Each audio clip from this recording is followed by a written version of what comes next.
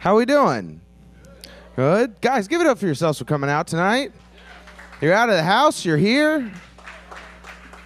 Welcome to Comedians Interviewing Musicians. My name is Zac Brooks. I'm one of the co-hosts tonight. We have a phenomenal show. Rosie Flores is here. Guys, give it up for that. Give it up, give it up, give it up.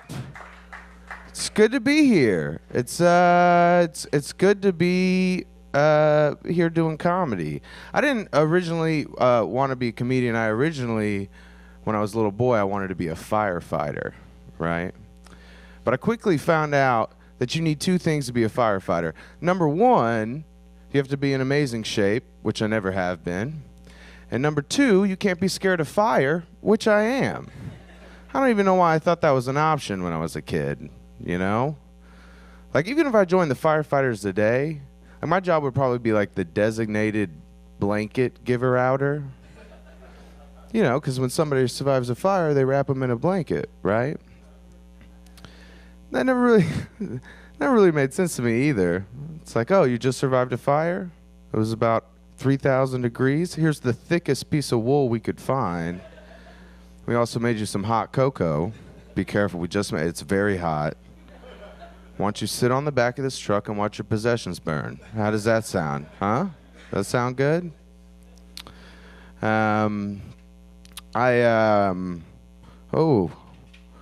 It's good to be here. I'm sorry, I smoked a little weed before this. Anybody smoke weed?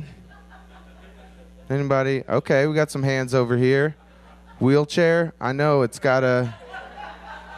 Come on, it eases the pain. I know it does. I know it does. It's good medicine, you know? I don't know, recently I've been doing this like futuristic Blade Runner weed, the cartridges that are like connected to, it's like a battery and it's electron. I love it. It's great. They call them, my guy calls them pins.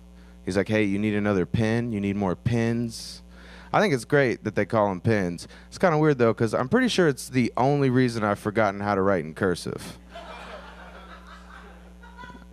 Don't know. I've got my name and then the rest of the letters, I think I've lost. I have a cat that I love a lot. Anybody have animals in here? Cats? Dogs? Okay. I have a cat. He loves to shit on the floor. Yeah, he does that a lot. And it's like right next to the litter box. It's not like somewhere. It's like he knows the area he's supposed to take a shit in. He still refuses not to do that. You know, and I used to think he was an asshole for years.